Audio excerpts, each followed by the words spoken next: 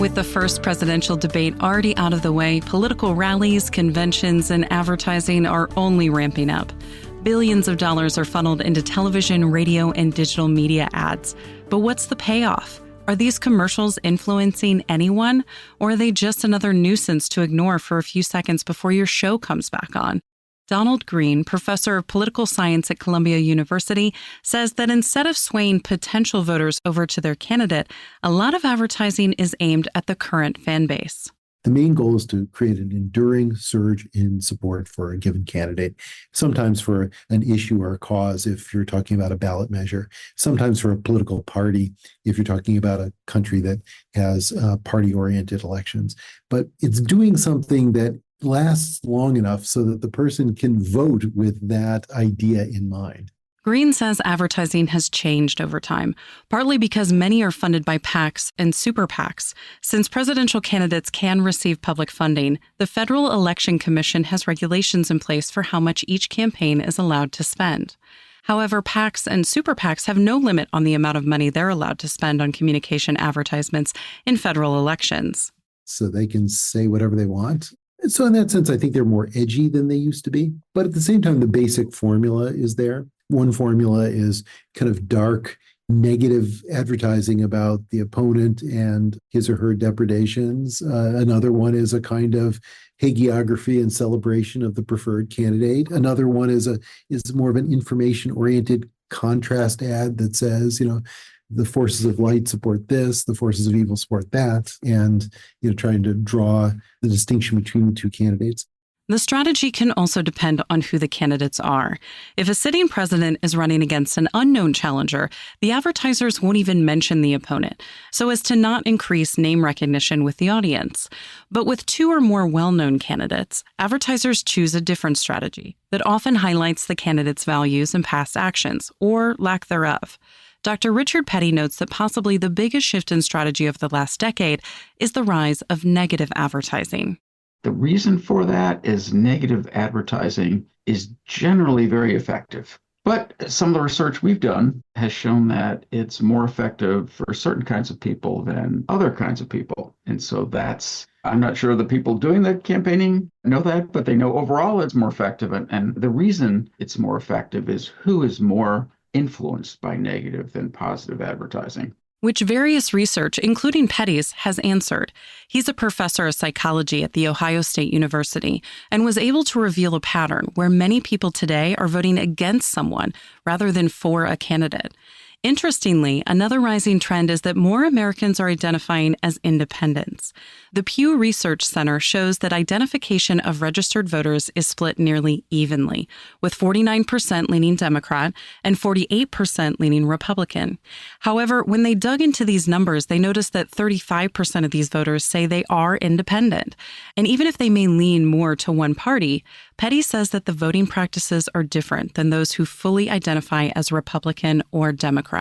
Partisans think of themselves, Republicans and Democrats, in terms of who they are. I am a Democrat. I am a Republican. And so that is associated with voting for the Democrat, or I'm voting for the Republican. And so the partisans, the people who say I'm a Republican or Democrat, tend to be those people who are voting for someone. If you're an independent, basically you have what we call in social psychology a negational identity. You think in terms of politics, in terms of what I am not. I'm not a Democrat. I'm not a Republican. Meaning that independent voters have a mindset of voting to make sure a certain candidate loses rather than who they want in office. Petty was able to confirm this trend by surveying partisan and independent voters. And when they analyzed research from elections over the last 12 years, they realized this ideology has stuck true. So it turns out this pattern holds in all of those presidential election years, that in certain surveys, they ask people, are you a Republican or Democrat or independent? And then are you voting for somebody? Or are you voting against somebody? And in every single one of those election years, it's the independents who are most likely to say they're voting against somebody. So it's a pretty robust phenomenon. Since independent voters are such a big chunk of the voter population, and they vote based on who they don't want to win, it makes sense that we're seeing more and more negative advertising. Independents often will determine, right, which way the election goes. So if you can get a person who's kind of independent, maybe on the fence, to believe that Biden is very terrible or Trump is very terrible, then they're going to vote for the one who's less terrible. But what about the other voters who clearly identify with one party? Well, Petty says they don't really need much convincing at all, since they've already aligned themselves with their candidate. So instead of trying to sway voters, the strategy becomes to motivate them to get out and vote. It may not be surprising that these ideologies are consistent in other areas of life as well.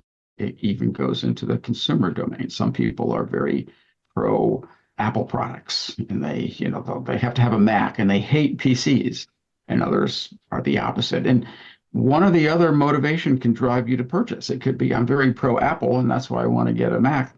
And other people are, I just hate the PCs, and that's why I'm getting it. Not that I love those products as I hate. So it's a very fundamental distinction about our identity. Do I want my side to win, or do I want the other side to lose? And what kinds of advertising, whether it's political advertising or consumer advertising, appeals to you depends on what your orientation is.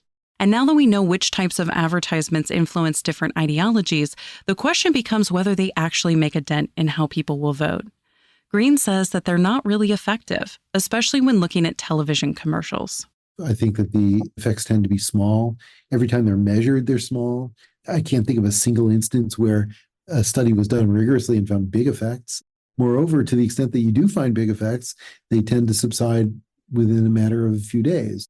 But even with research showing the truth, Green says many campaigns continue to blindly spend money on these traditional strategies. Advertisers spend unbelievably large sums of money every single day. It's unfathomable how much they spend. And even more mind-boggling is how little research they do to justify what they spend. Ad Impact, a firm that tracks political ad spending, estimates that nearly $2.7 billion will be spent on advertising for this year's presidential election. Add in the Senate, House, and state elections, and the firm projects that spending will surpass $10 billion by the end of the 2024 election cycle. And while campaigns may not have much evidence to back up these record-setting numbers, Green says that's not necessarily by choice. Even when he's been hired by political campaigns to conduct studies, outside influences have hindered Green's research. Many times I've been kind of elbowed out of evaluations or sabotaged by campaign consultants who realize that the last thing they need in life is to have an academic doing a rigorous evaluation of their work, because the profit margin is absolutely enormous. They have the goose that laid the golden egg, and we could be the goose killer, basically, is the problem. They have an enormously profitable operation, and the people who will tell the candidate that their ads are working, well, it's the campaign consultants themselves. And so they don't want to have an outsider say, oh, not so fast. I don't see, much lift here. Or if there's lift, I only see it for a day or two. But money isn't the only reason to keep these ads alive.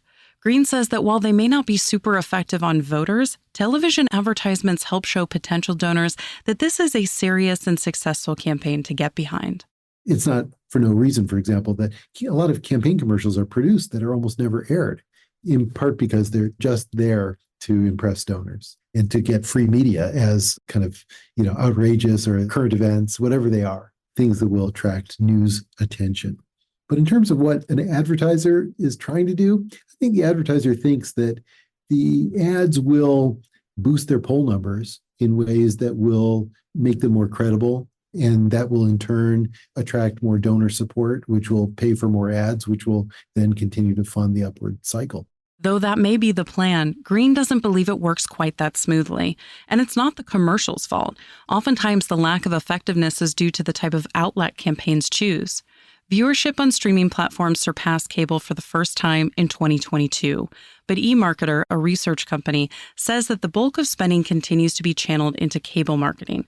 Instead, Petty thinks the rising strategy of using non-conventional avenues, such as social media, will have a larger impact. They may be by influencers or people you don't know are sort of being incentivized to support a candidate or a particular point of view, or they may be getting their news from a podcast and they're seeing an interview or hearing an interview with someone who's pro or anti a candidate. And so those people who are representing candidates who are being interviewed on podcasts are not traditional advertising, but they can still adopt the frame of telling you what's great about a particular person or why not electing someone is the most important thing to save the world. Focusing on social media exposes the ads to more people, but it also gives campaigns the opportunity to hit specific demographics. Many of these more sort of social media focused ads, digitally focused ads, they're targeting specific people or specific demographic profiles. And so the messages tend to be tailored for that group, as opposed to broadcast television, which is kind of catch-all thing. And even with all the access that the internet and social media allow, Green still believes that the most effective strategy is the old-fashioned boots-on-the-ground approach, where supporters host local events and go door-to-door to build support. Despite these evidence-based thoughts, we probably won't see a shift away from television and social media ad spending anytime soon. You can find more information about Donald Green, Dr. Richard Petty, and all of our guests on our website, radiohealthjournal.org. For more behind the scenes, follow Radio Health Journal on Facebook, Instagram, and X. Our writer-producer is Kristen Farah. Our executive producer is Amira Zaveri. I'm Elizabeth Westfield.